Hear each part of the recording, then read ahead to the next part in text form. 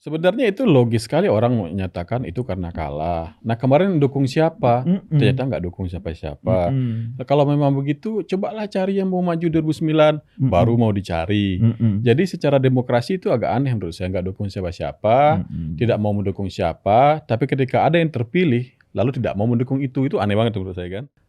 Yang bisa menjatuhkan atau melengsarkan Gibran ya presiden. Mhm. Nah kalau nggak jatuh-jatuh, berarti presidennya memang nggak mau jatuh. Padahal presiden itu berpegang teguh sama konstitusi kan. Mhm. Ini gue coba lagi menggambarkan apa yang jadi pikiran mereka nih Iya, kan. iya, iya, iya. Nanti yang jadi presiden Gibran lagi kan gitu ya. Aduh, Bukan pilihan. bukan pilihan Terus, juga. Udah dua-duanya aja. dua-duanya. Ya sudah sih, politik nanti 2029 gitu loh.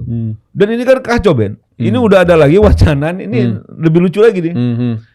Pemilu dipercepat 2027, gila nggak tuh?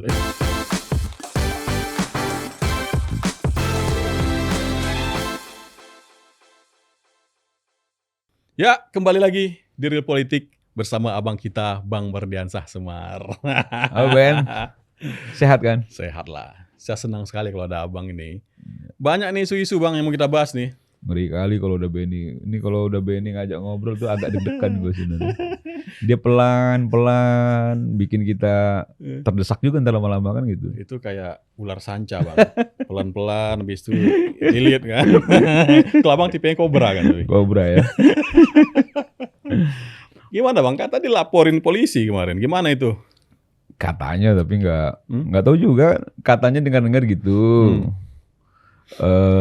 Cuman sepertinya sih yang dijadikan LP-nya oleh Pak JK ya itu Rismon kayaknya. Karena memang terkait dengan isu soal pendanaan itu ya, bantuan pendanaan. Kalau aku kan nggak bicara soal itu. Kan saya dengar kan waktu di podcast yang di ruang konsensus itu, cuman saya udah putar 2-3 kali, saya nggak nemu tuh di titik mananya. Abang mungkin tahu lah pasti, dilaporin kok.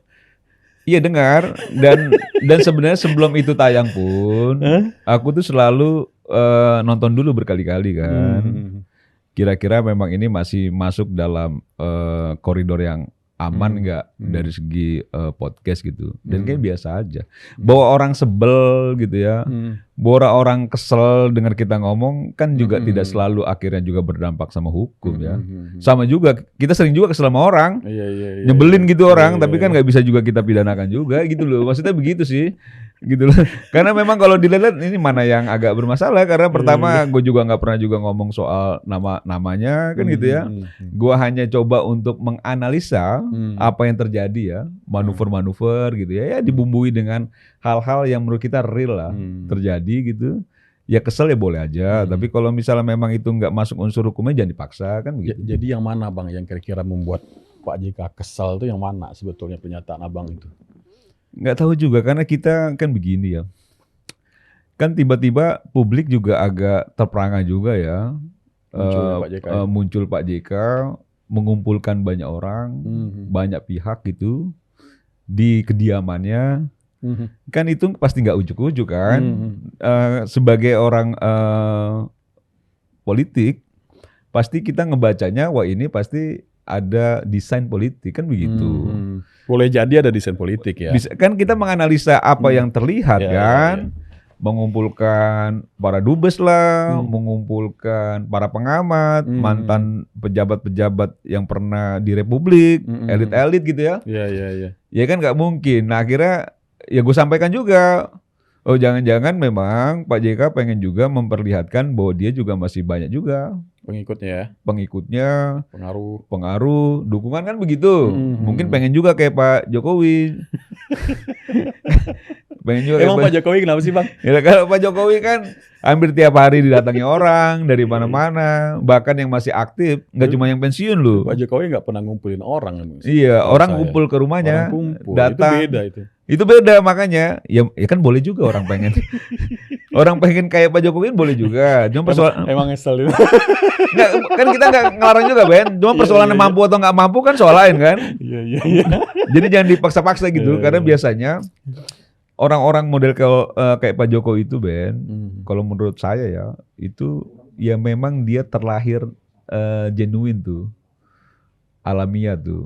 Ketika dia memang masuk gelanggang politik, itu pondasinya merekatkan dirinya pada kerakyatan gitu. Dia coba untuk berkomunikasi langsung dengan banyak masyarakat, yang dikenal soal belusukan dan lain sebagainya.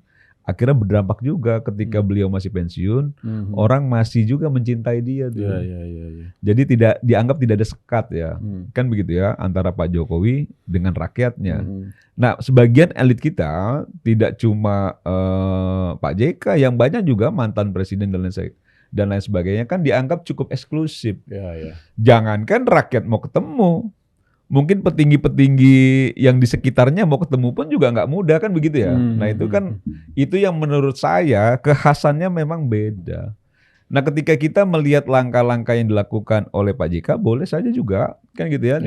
Ini kan negara demokrasi ya. Mengambil langkah politik apapun saya rasa wajar-wajar aja. Tapi kalau itu sudah mengambil langkah yang ke arah inkonstitusional, apapun bentuknya, ya kita sebagai anak bangsa pasti dilawan. Nah mungkin ini agak marah juga tuh gue ngelakuin statement itu ya. Ini inkonstitusional ini keyword yang sangat hot sekarang nih Bang. Iya, kan kita begini ya, kita kan harus menghargai ketika memang kita bersepakat negara kita itu memegang teguh paham demokrasi. Sistem demokrasi di Republik, kan begitu ya. Akhirnya kita dengan berbagai dinamika Republik ini diciptakanlah aturan-aturan ketatanegaraan bahwa setiap 5 tahun sekali kita melakukan pemilu, entah itu legislatif, entah itu eksekutif, kan begitu ya.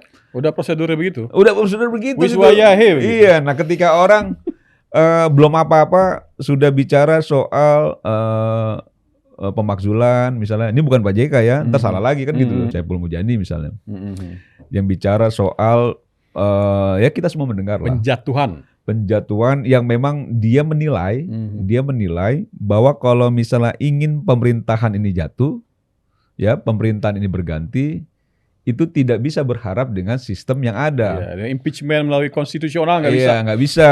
Jadi harus cara lain, dengan cara yang menjatuhkan. Zaman abang dulu lah, 97, 98. Ya, 98. Ya, walaupun beda.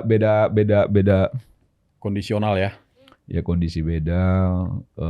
Kan 98 itu menjadi titik kulminasi setelah panjang perjuangan perlawanan terhadap Orde Baru. 98 itu legitimasi rakyat runtuh, legitimasi elit pun runtuh.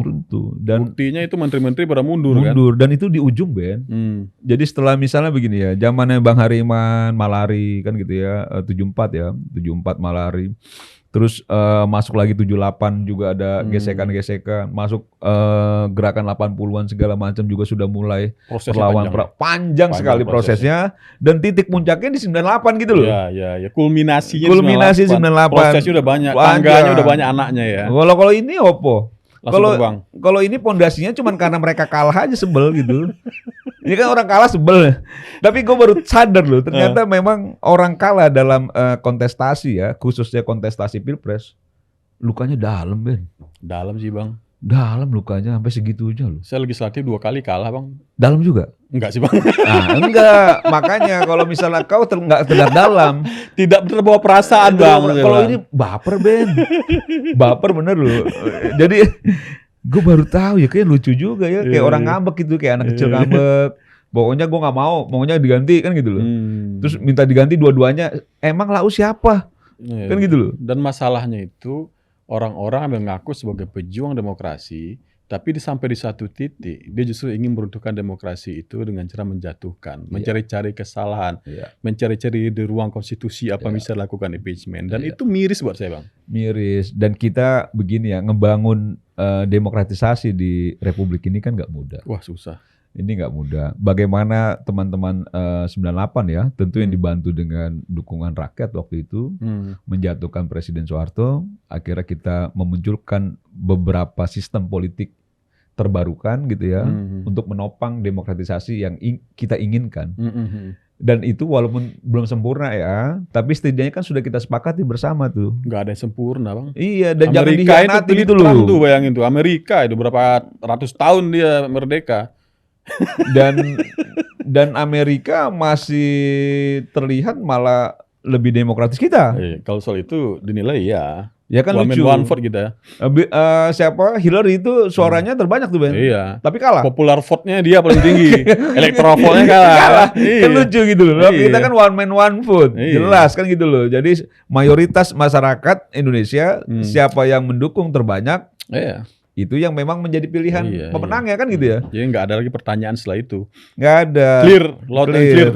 Dan orang yang kita paling sebel itu ya, ketika orang mengklaim dirinya pengamat, tapi cara berpikirnya itu politisi murni itu. Nah, apa nih politisi murni ini gimana Jadi ya definisi? begini loh, kan kalau kita melihat sosok pengamat ya, mau pengamat politik yang memang dia punya dasar akademisnya itu menopang cara dia untuk berpikir dan berargumentasi secara netral tuh, secara objektif.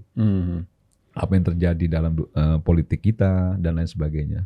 Tapi ketika orang mengklaim dirinya sebagai pengamat, akademisi dan lain sebagainya, yang memang itu basisnya basis akademik, tapi lontaran pernyataannya selalu politis, selalu kepentingan A, kepentingan B, gitu ya, Bermuatan kepentingan politis, kekuasaan. Menurut gua itu agak sedikit mengelabui ya. Harusnya kalau misalnya memang dia mengklaim pengamat, ya jadilah pengamat yang seutuhnya gitu. Objektif lah ya. Objektif. Kalau ini mah nggak ada benernya Prabowo. Nggak ada benernya Prabowo. Semua salah kan gitu ya. Swasembada aja enggak. Nggak ada. Terus pokoknya didorong-dorong, selalu dikritik tajam bahwa ini pemerintahan udah melanggar konstitusi, pemerintahan sudah harus dijatuhkan. Pengamat apa gitu loh. Mending model-model kayak gitu ya. Masuk aja sih partai politik. Kayak Ferry Amsari itu masuk aja partai politik, lebih cocok kayaknya dia.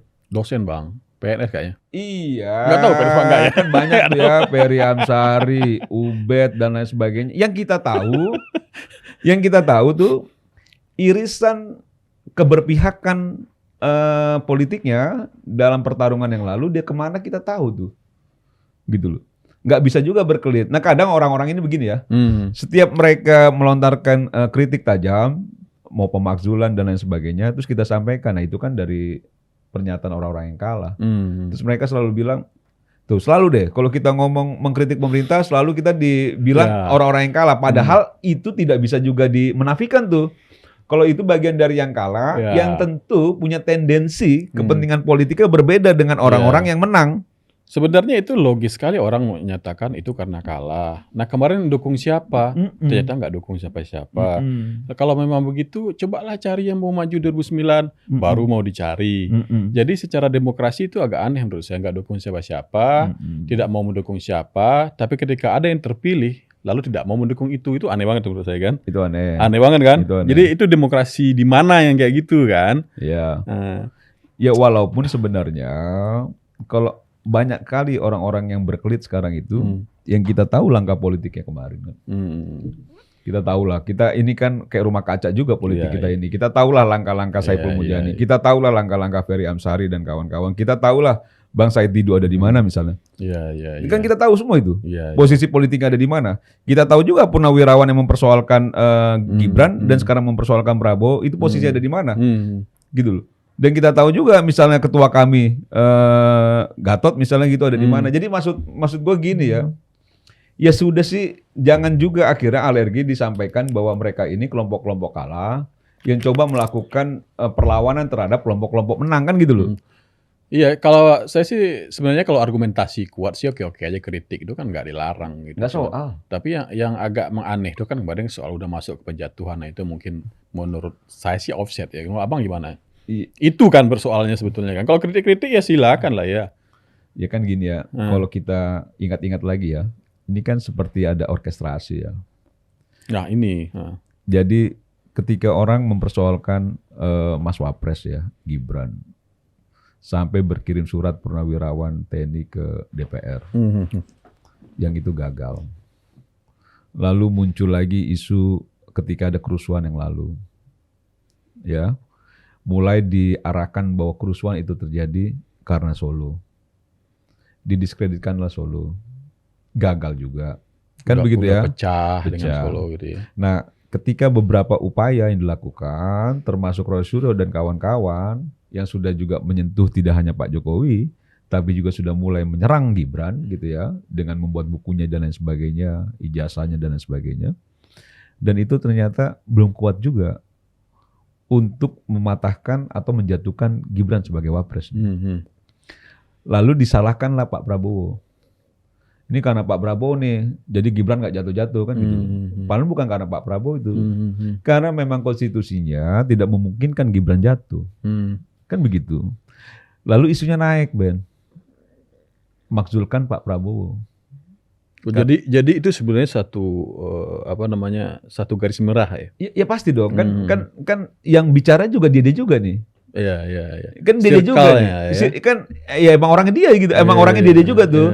Ketika ingin memakzulkan Gibran nggak berhasil. Terus dia marahnya ke Pak Prabowo karena yang menurut mereka ya, yang bisa menjatuhkan atau melengsarkan Gibran ya presiden. Nah kalau nggak jatuh-jatuh, berarti presidennya memang nggak mau jatuh. Padahal presiden itu berpegang teguh sama konstitusi kan. Secara konstitusi memang tidak bisa dilakukan, ya tidak terjadi kan gitu. Marahnya ke Pak Presiden. Makanya isunya sudah mulai naik, makzulkan Pak Presiden, kan gitu loh. Akhirnya dua-duanya, kan begitu. Nah ini kan jadi bangunan ya. Nah dari kelompok-kelompok yang Rosuryo dan kawan-kawan, kelompok TNI Purnawirawan, kan begitu ya. Mulai masuk lagi kelompok-kelompok yang mantan pensiunan, ada yang mantan pensiunan KPK, mantan pensiunan BUMN dan lain sebagainya ini kan begitu ya. Ini kumpul jadi satu yang memang bisa kita kasih garis besar ya, bahwa mereka ini bagian yang kecewa, bagian yang memang tersakiti hatinya karena memang pertarungan politik kan begitu ya, atau orang yang merasa terpinggirkan lah dalam kekuasaan sehingga perlu melakukan penyatuan diri untuk melakukan perlawanan misalnya. Sah-sah juga, nggak soal juga kan begitu ya, silakan aja kan gitu ya. Nah tapi ketika isu itu udah naik, tiba-tiba pemakzulan presiden, tiba-tiba bicara soal yang banyak orang ya berpikir memang itu arahnya sudah berupaya untuk makar misalnya gitu ya. Kita jadi berpikir ini jadi kebablasan ya. Dosa apa sih yang sudah dilakukan Presiden Prabowo gitu ya, sehingga membuat mereka begitu kecewanya, sakit hatinya sampai harus meminta Presiden itu mundur, jatuh. Apa? Gitu loh. Iya, saya juga lihat hal yang sama Bang, di tahun ini aja ya. Jadi setelah Purnawirawan untuk Mas Wapres dimakzulkan itu gagal, lalu ketika krisis geopolitik ini, perang minyak naik, tiba-tiba muncul tokoh-tokoh politik yang membawa isu yang menurut saya kok begitu. Contohnya itu tentang BBM, pemerintah nggak mau naikin. Ada tokoh yang mengatakan, ya harusnya naik itu. Kalau nggak susah nanti utang makin banyak. Nanti kan rakyat marah lagi. Rakyat marah. Bayangkan Bang, kalau saat ini BBM naik, rusuh saya rasa sih. Dengan kondisi itu pertama. Terus ada lagi yang dihalal-bihalal itu. Katanya ingin mengimpeachment Pak Prabowo. Lalu ada pertanyaan, kalau Pak Prabowo naik, yang nanti Mas Gibran gantiin. Ya dua-duanya aja. Loh ini maksudnya apa gitu kan. Nah itu yang kedua kan. Yang ketiga ada lagi video yang beredar di sosial media, Pak Tamsil kalau lupa, Tamsil Lindrung kan. Katanya harus menjatuhkan Pak Prabowo dan Mas Gibran sekaligus. Dan juga ada lontaran isu bahwa nanti mungkin ada kerusuhan Juni. Nah ini menurut saya agak bingung. Ini Juni ini muncul dari mana gitu. Kayaknya nggak ada yang ngomongin itu. Kok tiba-tiba ada beberapa pihak yang memunculkan isu akan kerusuhan Juni ini, Bang. Nah ini kalau memang saling terkait dengan dari awal, apakah ini memang orkestrasi yang memasukkan itu atau memang kebetulan yang tiba-tiba aja muncul isu itu? Enggak. Jadi kan menurut saya mereka pasti berpikir bahwa ini terjadi percepatan politik yang tak terduga ketika perang Iran pecah. Iran, Amerika, Israel pecah gitu. Nah, yang bisa kita lihat itu justru orang-orang yang selama ini berada di belakang panggung tuh, itu semua naik ke panggung. Tergoda untuk maju. Karena dia pikir ini momentumnya. Oh, logikanya begitu ya? Kan begitu ya, ini momentumnya, jangan sampai juga kita ketinggalan momentum. Harus kita yang tampil, kita yang mimpin. Nah ternyata itu, bayangan saya yaitu, itu bagian juga jebakan yang tanpa disengaja, itu memperlihatkan ke publik bahwa selama ini yang merongrong pemerintahan, kan begitu ya, ya mereka-mereka kan begitu loh. Nah karena melihat ada situasi momentum yang bisa dimanfaatkan ini, gitu ya, karena berpikirnya bahwa perang tak terkendali, minyak tak terkendali, BBM kan gitu ya, pasti akan naik BBM, pasti nanti kalau BBM naik, harga-harga naik, Gejolak sosial muncul. gejolak sosial. Tadi yang dimaksud Benny Toko ya, walaupun Benny agak alergi juga untuk nyebut namanya gitu. Takut dilaporkan juga kan? Enggak juga, Ben. Ya, orang Sumando itu Bang. Iya. Harus ada dikit ini. Paham Enggak lah, juga. Bang. Orang Sumando, kan Bang. kita enggak nyebut namanya juga Iya, kan. iya, gitu. iya. Nah, tokoh yang dimaksud tadi minta BBM naik, gitu ya, minta BBM naik dengan argumentasinya kan begitu ya. Nanti APBN jadi terbebani, begitu ya. Terbebani, terus dia sampaikan juga bahwa kalau BBM naik paling kan yang dirugikan masyarakat yang bawa mobil, nggak berpikir dia. Nggak, jadi gue tuh bingung ya. Ini kan sekelas tokoh ya. Terus sekelas tokoh pernah juga menjabat di pemerintahan, berpikirnya sangat naif gitu. Gimana nggak naif? Kalau BBM naik, Ben, bukan cuma Benny yang punya mobil yang dirugikan, gitu ya. Tapi orang alur kontribusi sembako, distribusi dan lain sebagainya, sayur ya, semuanya itu pakai mobil, Ben, bukan pakai sepeda. Nah, kalau mereka BBM naik, BBM kendaraan yang digunakan untuk distribusi pangan dan lain sebagainya itu juga ikutan naik, berarti ongkos naik, harga naik, semua naik, berdampak semuanya. Jadi nggak sesimpel ini kan yang dirugikan kan orang-orang yang punya mobil saja, kan gitu loh. Ya kan ini banyak juga rakyat yang nggak punya kendaraan gitu, nggak punya mobil. Iya, rakyat mungkin banyak yang nggak punya mobil.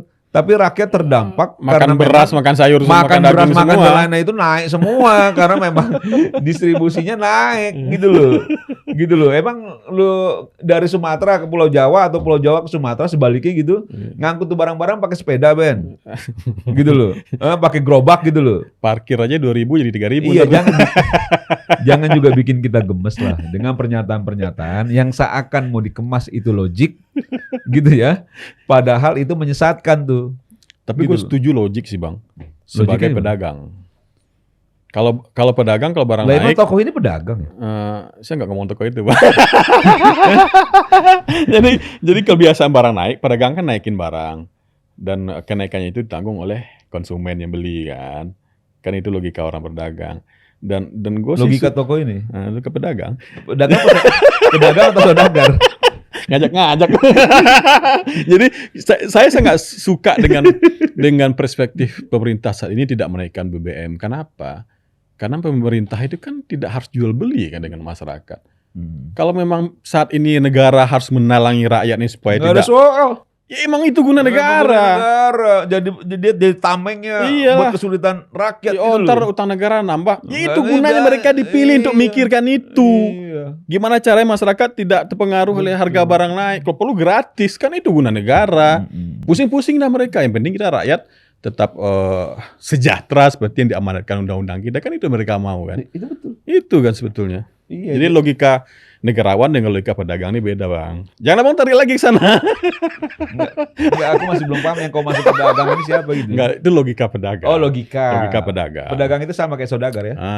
Iya kalau di Melayu itu saudagar sih Bang. Oh, saudagar. Di Minangkabau, di Bugis itu saudagar namanya. Oh, di Bugis juga saudagar. Saudagar. Iya.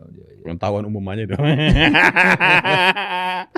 Tapi memang lucu-lucu sih. Ini lucu-lucu gitu. Dan orang semua pada baper gitu, pada sensitif.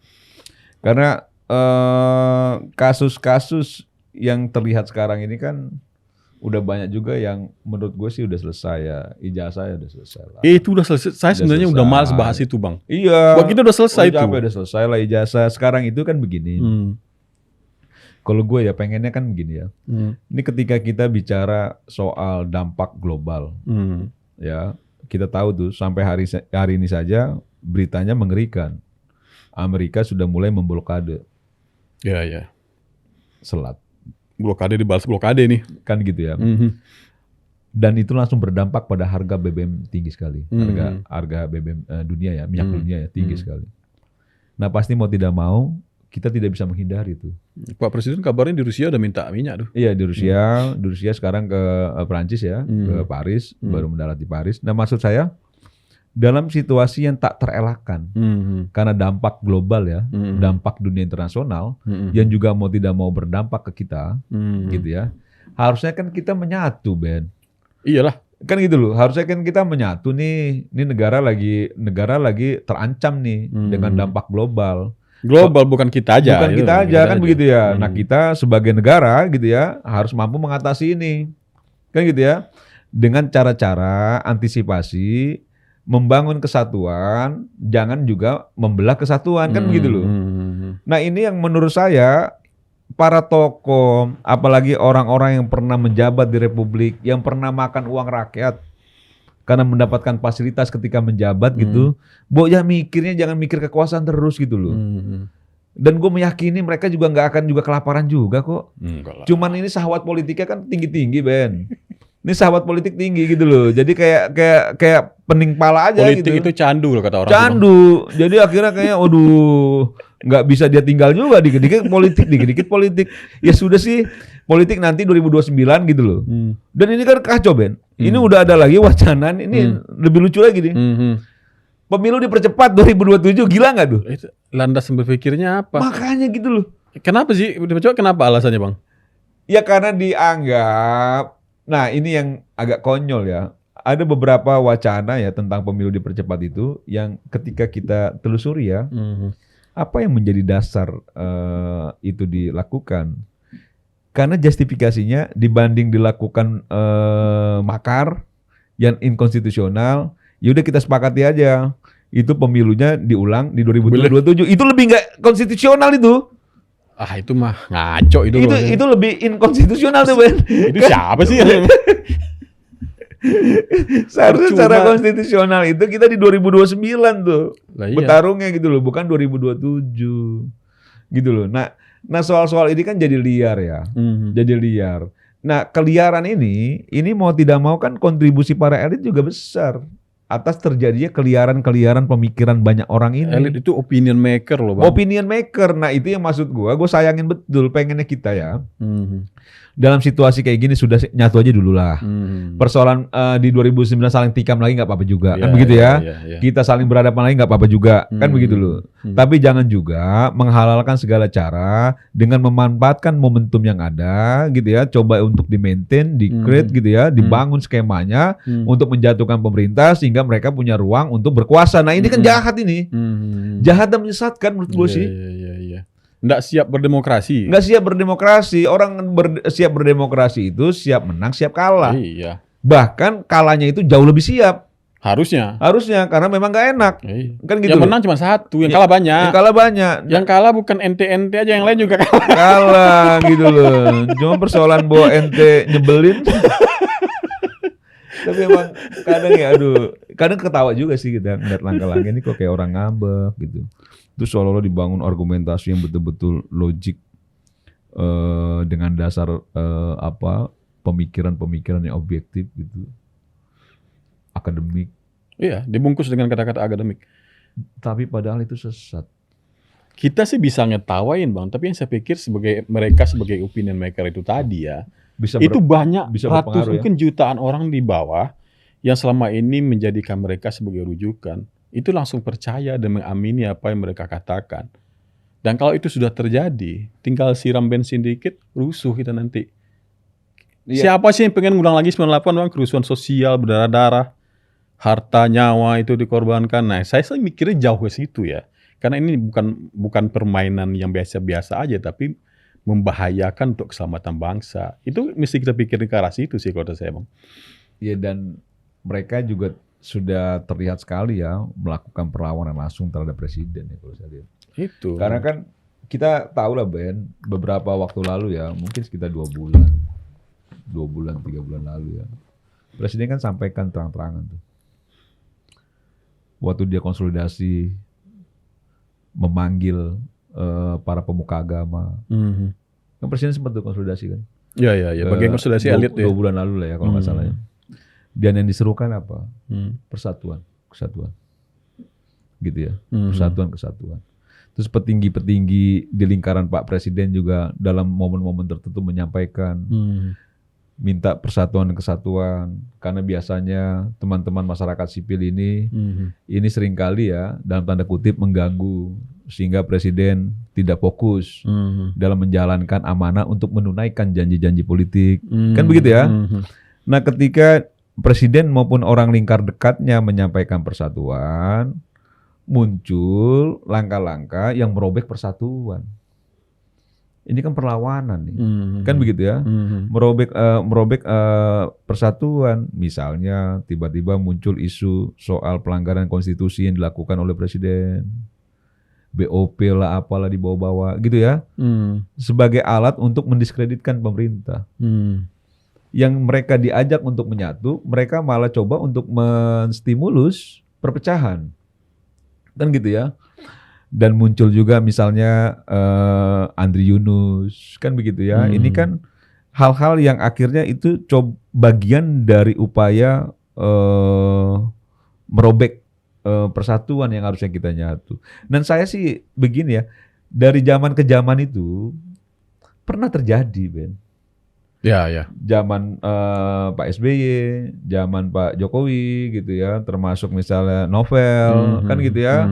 Terus misalnya Tama gitu ya, Tama Langkun gitu segala macam.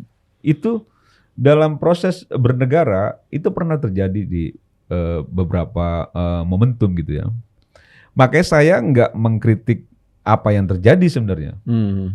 Tapi saya cuma melihat apakah teman-teman yang punya kepekaan itu betul-betul memang memiliki pandangan nilai soal perjuangannya gitu.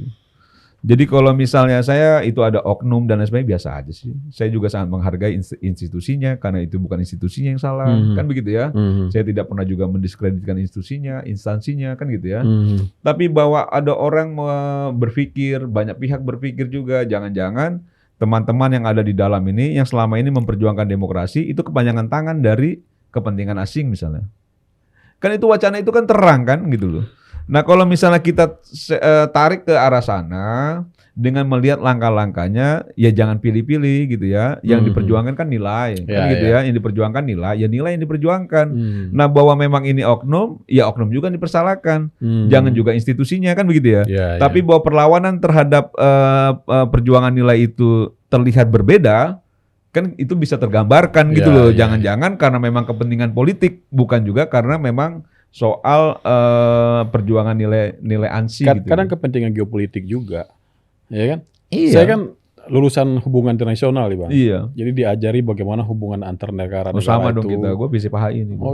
Sama. Ada state dan non state kita paham lah ya. Kepentingan soal asing di satu negara kita paham lah. Tidak harus negara, tapi bisa proksinya segala macam. Proksi.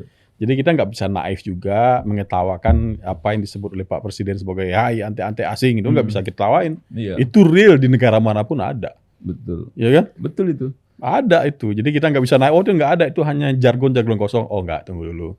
Ada sekitar 6-7 SKS pelajari. Itu betul. Makanya ketika Presiden bicara soal anti asing, bicara apa. Sebenarnya saya gunakan momentum mengkritik itu bukan mengkritik keras terhadap instansi pelakunya saja, bahwa saya memang menyesalkan, mengutuk. Oh itu penyiraman tadi ya? Iya, mengutuk peristiwanya iya dong, kan gitu ya, bahwa pastilah, itu tidak dibenarkan, kan begitu ya. Tapi bahwa saya jauh lebih melihat bahwa teman-teman, ayo dong perjuangan nilai, kan gitu ya.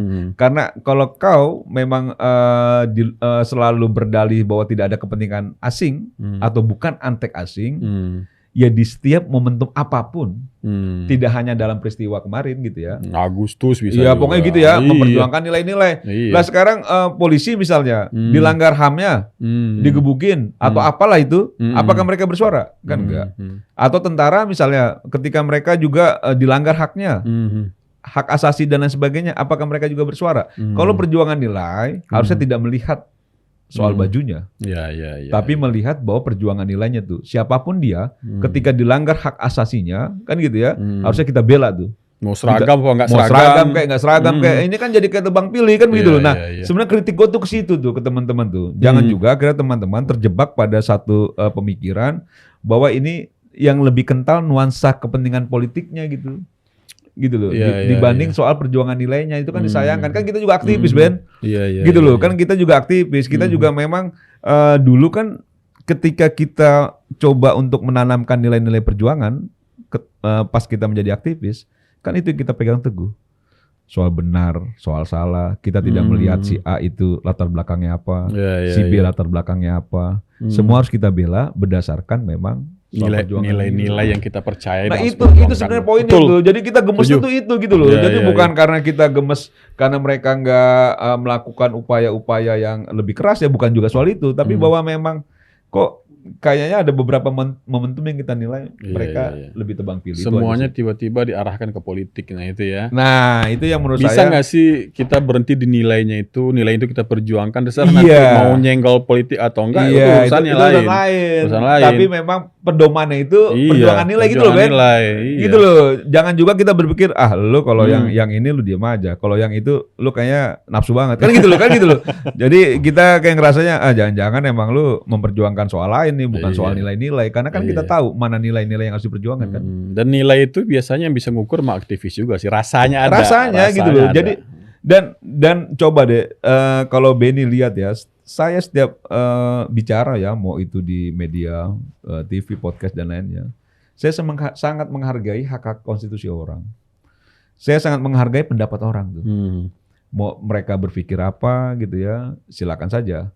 Tapi bawa hargai juga pikiran dan pendapat kita. Oh iyalah. Kan begitu ya. Begitu. Nah kita tidak pernah memaksakan itu kan gitu. Memaksakan apa yang menjadi pikiran kita itu harus diyakini juga sama orang itu untuk juga sama pemikirannya dengan kita. Nah sama nih dalam peristiwa-peristiwa apapun, saya coba untuk melihat bahwa silakan aja. Orang yang melanggar hukum ada konsekuensi hukum. Kan begitu ya? Dan kalaupun misalnya memang dia bagian dari institusi, bukan institusinya secara utuh yang melakukan kesalahan, tapi oknum yang melakukan kesalahan, silakan. Kan begitu ya? Kalau memang dilihat atau dinilai memang masih agak kurang nih soal sanksi hukumnya terhadap peristiwanya, silakan diperjuangkan. Kan begitu loh? Kayak gitu loh. Tapi kalau memang dilihat memang ini udah sesuai dengan prosedur dan harapan, ya tolong dihargai juga prosesnya kan gitu loh. Nah, saya coba menempatkan soal-soal itu. Makanya ketika banyak orang bicara soal hal-hal yang inkonstitusional terhadap pemerintahan, agak kesel juga gue gitu.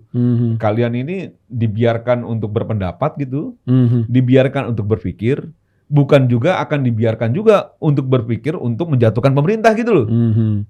Jadi agak kesel kita gitu. Sebenarnya kalau ada argumentasi yang bagus sih kita senang juga berdebat, sebetulnya dengar debat antar mereka ya, misalnya antara aktivis dengan pemerintah berdebat berargumentasi itu bagus sebetulnya. Cuman kan itu nggak kita lihat sekarang. Semua ditarik dulu ke politik sehingga argumentasinya berhenti di situ. Nah itu yang kita sayangkan ya. Dan kadang ya banyak orang-orang yang kita lihat secara akademik itu mumpuni ya. Dan kita sangat respect, terkagum-kagum. Sekarang ini karena kepentingan politik, Ben, banyak rusak otaknya. Fakta sih itu. Banyak rusak otaknya. Banyak orang yang akhirnya irasional gitu. Orang yang tidak berpikir secara akal sehat dan lain sebagainya. Dan itu yang menurut gue ya agak miris juga karena kita kenal baik sama orang-orang itu misalnya. Iya, kawan-kawan semua sebetulnya. Aduh, kok cara berpikirnya jadi rusak nih kan. Cuman gitu ya? Kalau kita nggak ikut meluruskan, artinya kita membiarkan disinformasi itu berjalan terus kan. Iya, dan begini ya, sekarang orang sudah mulai berpikir kalau presiden itu bisa dijatuhkan, kan begitu ya. Kayaknya rugi juga kita karena secara konstitusi wapres yang akan mengganti. Ya, mereka nggak mau juga. Iya, makanya rugi juga kita kan begitu kan. Ini gue coba lagi menggambarkan apa yang jadi pikiran mereka nih kan. Iya. Nanti yang jadi presiden Gibran lagi kan gitu ya. Aduh. Bukan pilihan juga. Udah dua-duanya aja. Itu kalau kata Nabi seenak perutnya aja tuh udah bilang. Itu seenak perutnya, Ben. Satu aja itu udah nggak masuk akal. Tapi abang ngerasa dua-duanya. Abang ngerasa nggak sih sebetulnya dari pemerintah juga lemah juga dalam menjelaskan hal seperti ini? Ngerasa nggak sih abang? Kita lihat di sisi pemerintahnya nih. Apa memang harus begitu? Apa emang lemah? Dan jadi begini ya, di masa pemerintahan orangnya kan yang memimpin beda-beda, karakternya beda, cara berbeda. bahwa dilihat sebagian orang bahwa ini lemah, menurut gue sih bukan lemah ya. Memang belum sempurna aja nih komunikasi yang dibangun nih sama pemerintah terhadap masyarakat ya, publik. Sehingga seringkali mungkin yang Benny maksud itu kan misinformasi atau misalnya ada salah pemahaman. Sebenarnya banyak informasi yang bisa diluruskan sebetulnya. Kayak isu BBM itu kan sebetulnya tidak hanya sekali perlu dijelaskan, mungkin perlu 2-3 kali ke masyarakat sehingga masyarakat paham, oh benar ternyata ini yang diambil pemerintah, gue suka. Kan bisa begitu Bang sebetulnya juga. Iya, dan orang melihat bahwa kritikan udah banyak nih kita lihat nih. Pemerintah kurang piawai untuk memberikan penjelasan terhadap publik. Kan gitu ya, berbagai isu aja. Termasuk BBM, MBG, gitu ya, BOP, dan lain sebagainya. Isu-isu yang sensitif di masyarakat, harusnya pemerintah itu dianggap cukup piawai lah untuk meyakinkan publik bahwa ini langkahnya dengan niat baik gitu ya, tapi bahwa ada kendala iya. Kan begitu ya, misalnya begini, kalau misalnya ditanya sama gua, Bang, apa menurut Abang soal MBG? Kayaknya gue di sini juga pernah bicara soal MBG gitu. MBG, ya MBG memang belum perfecto tuh, belum sempurna. Tapi bahwa punya niatan baik dari presiden gitu ya, untuk memberikan makan gratis terhadap anak-anak yang dianggap itu adalah masa depan berada di pundak mereka, bangsa ini gitu ya. Ya itu kita lihat sebagai dukungan juga kepada presiden untuk bisa menunaikan itu gitu loh. Bahwa tidak ada kesempurnaan ya kita berikan masukan, diperbaiki gitu-gitu loh. Nah, ini kan yang harusnya disampaikan ya. Dan orang-orang yang memang punya kewenangan soal-soal itu juga harus kerja baik. Jangan juga tipu-tipu presiden, kan gitu loh. Iya, jangan juga tipu-tipu presiden misalnya. Jangan sederhana dalam laporan misalnya. Kan akhirnya dampaknya buruk ya. Misalnya begini, ketika ditanya sama presiden, apa isinya? Lauknya lele 1 ekor. Jadi setiap hari itu kita beli puluhan ribu atau ratusan ribu ekor ikan, lele dan daging. Sampai presiden tuh menanyakan berkali-kali, itu betul itu 1 ekor lele? Ya betul, Bapak. Kan gitu ya. Dan wah, kata presiden merespon dengan apa? Dengan semangatnya ya. Wah, itu jauh lebih enak waktu zaman saya di Akmil. Kalau di Akmil itu saya nggak sampai 1 ekor tuh ikan, kan gitu ya. Bagi 4. Iya, dibagi 4 atau bagi 4, bagi 3 gitu ya. Dan ini luar biasa dong gitu loh. Iya betul Bapak. Ternyata di prakteknya ditemukan oleh masyarakat nggak seperti itu gitu loh. Ini kan dodol gitu loh. Yang punya tanggung jawab soal itu kan dodol. Maksud gue gini, udah deh. Ya, bicara aja yang baik-baik. Kan begitu ya. Misalnya begini, Bapak, kita lauknya ini memang kemampuan negara baru ini kan gitu ya. Tapi standar gizinya sudah terpenuhi. Iya. Gitu ngerti nggak? Iya.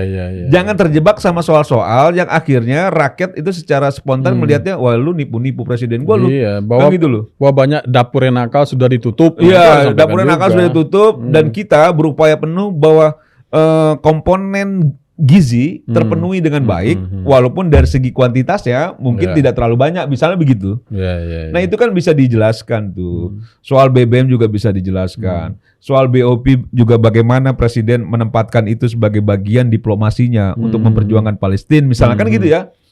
Iya, apalagi sekarang Pak Presiden kan aktif banget tuh. Aktif banget. Jadi kalau itu tidak diimbangi dengan komunikasi publik yang baik, orang-orang akan menafsirkan seenaknya. Wah ini jalan-jalan terus nih, nggak ada hasilnya.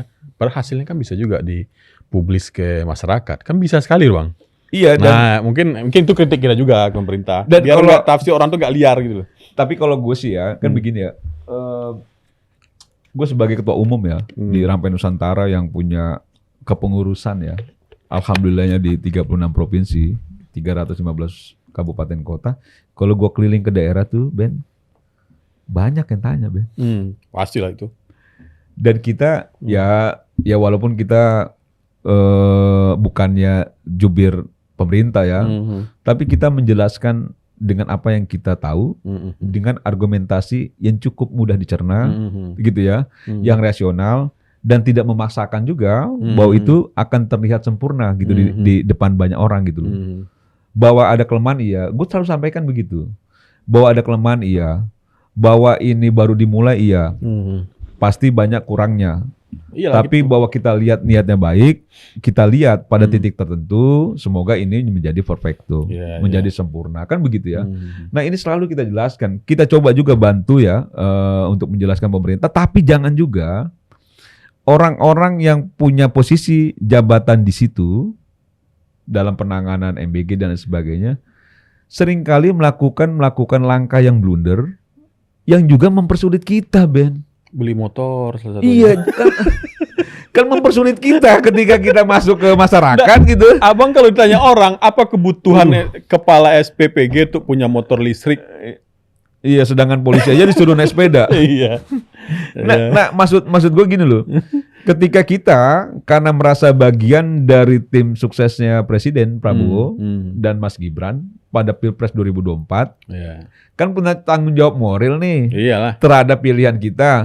Kan kita juga minta juga sama pasukan kita untuk milih beliau-beliau kan begitu ya. Untuk mendukung. Untuk lagi. mendukung dan Iya. memberikan suara kan Iya. begitu loh. Iya. Nah, ketika kita menang, terpilih, punya beban moral juga kita. Mau tidak mau, kita turun juga tuh. Kalau ditanya untuk menjelaskan apa yang menjadi kebijakan pemerintah kan begitu ya. Yang harusnya memang ada beberapa beberapa orang yang ditunjuk langsung sama presiden gitu sebagai ya entah itu jubir atau apalah. Silakan aja gitu. Tapi apa yang bisa kita lakukan selama ini, Iya, Ben. iya. Dan itu protes banyak, Ben. Soal MBG banyak protes di masyarakat, ya kan gitu. Soal BOP itu juga banyak gitu ya protes. Tapi kita coba menjelaskan dengan baik. Dan syukurnya dengan penjelasan yang kita cukup cukup lugas gitu ya, cukup bernas gitu. Mereka bisa paham kok. Iya, Ben. iya. Oh ternyata begitu ya. Berarti emang presiden ini punya niat baik sebenarnya kan gitu loh. Bahwa ada oknum, bahwa ada kelemahan, tingkat pengawasannya, tingkat ada kebijakan-kebijakan di internal yang mengelola itu juga kurang benar. Itu yang kita sikat gitu loh. Iya, iya. Bukan kebijakan pemerintahnya gitu. Gitu. Itulah Bang bedanya Bang. Kalau Abang misalnya menjelaskan apa-apa yang ditanyakan oleh masyarakat publik itu Abang jelaskan dengan baik, hasilnya persatuan dan kesatuan tetap terjaga kan? Iya kan poinnya Legitimasi itu kan. pemerintah Poinnya tetap itu. ada kan? Betul. Nah kalau sebaliknya ada intelektual juga punya pengikut di bawah, justru berkebalikannya mengatakan pemerintah tidak Hasilnya juga legitimate, berkebalikan. impeachment, bahkan penjatuhan, hasilnya juga masyarakat akan Berkebalikan. terpengaruh oleh itu. Berkebalikan. Itulah mungkin kelemahan dari intelektual itu dimanapun berada mungkin ya. Mereka tidak pernah diminta pertanggungjawaban atas apa yang mereka sampaikan. Sehingga kadang kalau ternyata yang mereka sampaikan kepada publik itu tidak berakibat buruk, mereka nggak bisa minta pertanggungjawaban. Nah itu mungkin koreksi kita ke intelektual kita Betul. yang ada sekarang itu. Betul. Dan itu kan kawan-kawan semua ya. Kawan-kawan lah. Dan harapan kita mereka bisa bantu pemikiran lah. Iyalah. Pemikiran. Kalau kata saya sih, kalau nggak bisa menjadikan jernih, jangan membuat keruh lah. Iya. Menurut saya kan gitu. Setuju. Sesuatu yang kalau sudah keruh, misalnya kalau nggak bisa jernih, jangan tambah keruh. Tambah keruh. Dan jangan juga mengalir dari keruh. Nah ini. Benar nggak? Iya. Ini mengalir dari keruh ini kayaknya akan akan menjadi suatu tren nanti ini Bang. Ya mereka mungkin berpikir di setiap momentum itu mereka coba untuk meng-create agar ada peluang-peluang berkuasa ya. Cuman kan agak picik juga kalau bicara bernegara, bicara kepentingan bangsa gitu, bicara kepentingan masyarakat. Jangan juga akhirnya syahwat politik yang sangat besar ini itu meracuni gitu isi kepala yang akhirnya diimplementasikan dengan upaya-upaya yang tidak baik, upaya-upaya inkonstitusional, yang rugi itu juga bukan cuma bangsa tuh, tapi rakyat. Sedangkan kita selalu mengutamakan bagaimana kepentingan rakyat ini terjaga dengan baik. Presiden tidak menaikkan BBM, bagaimana supaya rakyat ini tidak sengsara, tidak susah hidup. Itu harus diapresiasi. Harusnya kan diapresiasi, bukan malah diprotes, bukan malah akhirnya muncul isu-isu lain, kan gitu ya. Bukan malah jadi ini yang menurut saya akhirnya mereka juga tidak bijak dalam berpikir dan tidak bijak juga dalam mengambil langkah-langkah yang dilakukan sekarang ini. Nah itu yang menurut saya kita sayangin ya. Dan proses demokrasi saya kan bebas-bebas aja. Iya. Gitu loh. Gimana pun juga kepentingan bangsa dan negara itu di atas daripada kepentingan syahwat politik pribadi-pribadi, ya nggak Bang? Agree. Setuju Ben. Setuju sekali dan jangan juga baperan ya. Jangan juga baperan dikit-dikit mau lapor apa Habis segala ini jangan macam. dilaporin juga, real politik baru aja muncul real politik. Ben, Pak Jokowi itu dikatain pelangap-longo, dikatain komunis, kan begitu ya. Saya korbannya juga dulu. Dikatain jokodok lah segala macam gitu. Biasa aja dia. Nggak pernah diinin ya. Nggak pernah gitu loh. Jangan juga gitu ya melihat, ya mungkin kita sebel ya mendengar orang bicara tentang hal buruk tentang kita. Tapi itu kan juga bagian dari introspeksi juga. Iya. Dan tidak selalu hal-hal yang model kayak gitu harusnya memang masuk ke ranah hukum. Dan lucu lagi misalnya bicara soal ijazah Pak Jokowi, disampaikan selesai lah ini. Kalau tinggal Pak Jokowi tunjukkan ijazahnya, udah ditunjukin nggak selesai kok. Nggak selesai. Udah ditunjukin itu, nggak selesai. Pak Jokowi juga. kan juga Makin kemana-mana. melapor itu kan pencemaran nama baik. Persis sama seperti yang Pak Yusuf Kala laporin kan, pencemaran nama baik juga bukan? Benar nggak? Iya, katanya pencemaran nama baik sama Iya, hoax. sama hoax. kan? Sama kan sebetulnya. Sama. Ya satu tunjukin aja selesai lah. Ini juga lapor juga kok. Iya. Nah makanya ya sudah lah ya. Cuman ya Ya. kita sebagai orang-orang ya yang berpikir ingin supaya pemerintahan ini tetap terjaga dengan baik, bisa juga diperkuat. Ya pengennya memang demokrasi tetap terbangun dengan baik, kritik tetap ada. Kritik yang membangun tentunya, bukan kritik yang menjatuhkan, kan begitu ya. Kan kritik yang membangun itu bukan berarti ngomongnya enak, pasti pahit juga. Tapi memang tujuannya membangun. Tapi kalau kritik yang ingin menjatuhkan itu selalu tendensius tuh, karena berpikiran soal merongrong kekuasaan, kan begitu ya. Nah mudah-mudahan itu bisa juga ditimbang kembali buat teman-teman agar ke depan itu jangan juga akhirnya menyampaikan narasi-narasi yang berdampak kepada masyarakat berpikir bahwa memang sudah saatnya untuk melakukan pemakzulan dan lain sebagainya. Tapi ini udah saatnya membangun persatuan dan kesatuan. That's it. Terakhir Bang, jadi isu Juni ini termasuk isu percepatan pemilu itu memang by design apa cek-cek ombak aja itu? Kalau menurut gue ya, mungkin ya orang yang menyampaikan itu pernah berkumpul, berdiskusi, yang diisi oleh banyak orang-orang kalah, barisan sakit hati, kan begitu ya? Kan begitu orang-orang kalah, barisan sakit hati, yang dulunya teman dekat menjadi lawan jauh, kan begitu ya, dan lain sebagainya, kumpul lah jadi satu. Mulailah menganalisa, kan begitu ya. Mulailah menganalisa soal pelanggaran atau kebijakan-kebijakan pemerintah. Muncullah perang, kan begitu ya. Pecahlah perang, mulailah kumpul lagi mereka. Terus mulai mereka berpikir dan yakin betul April akan naik BBM. Kan begitu oh ya. Gitu ya.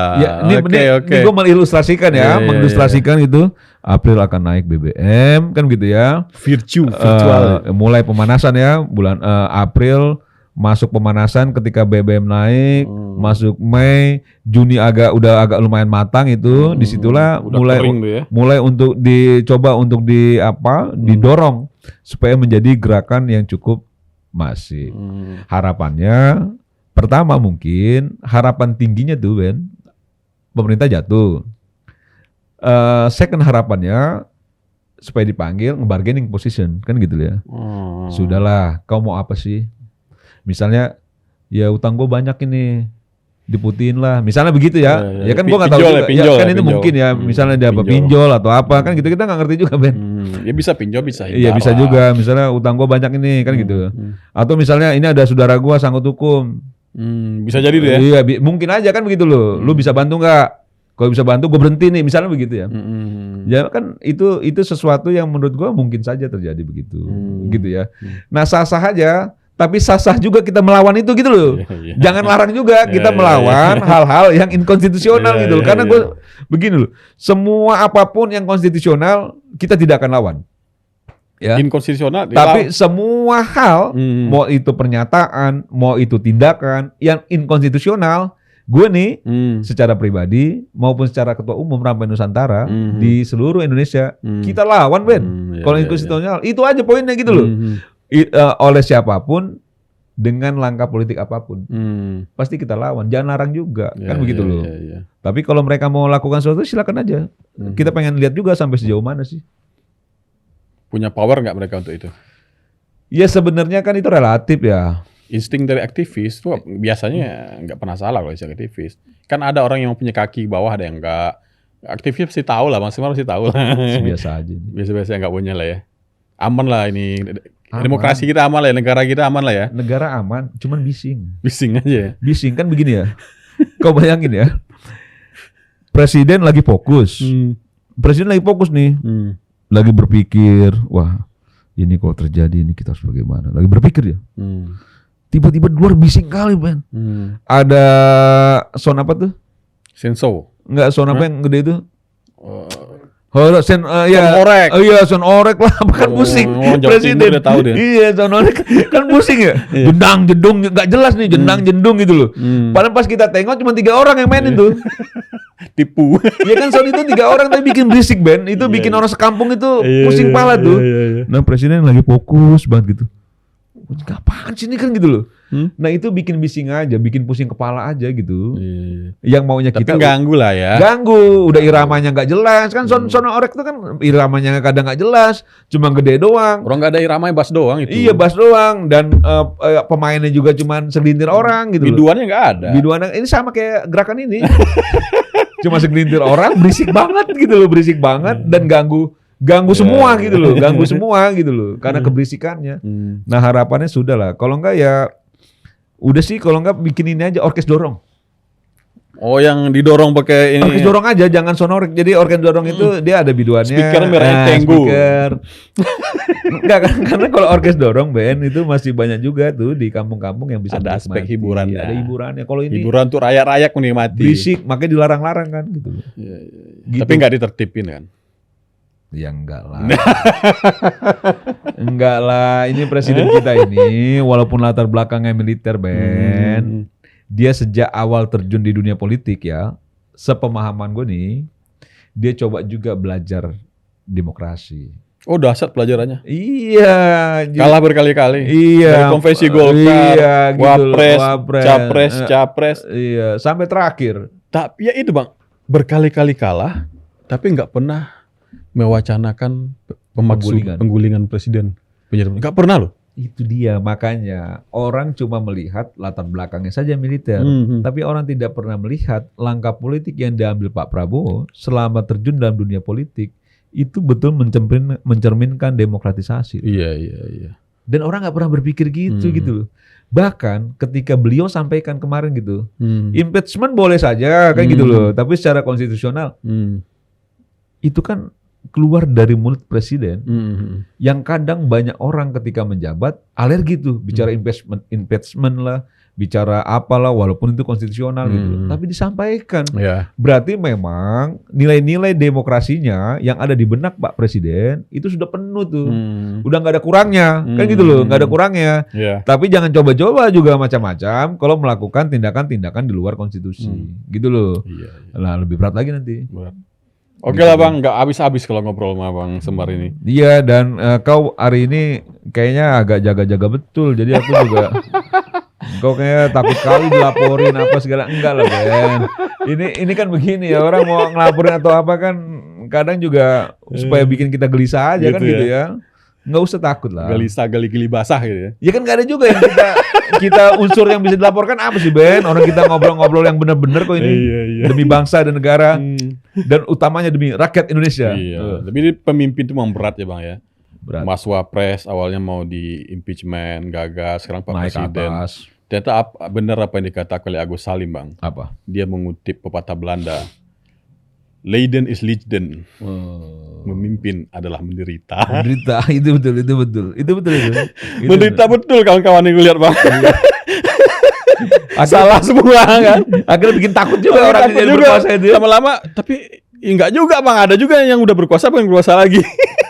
Oke, penonton Real Politik.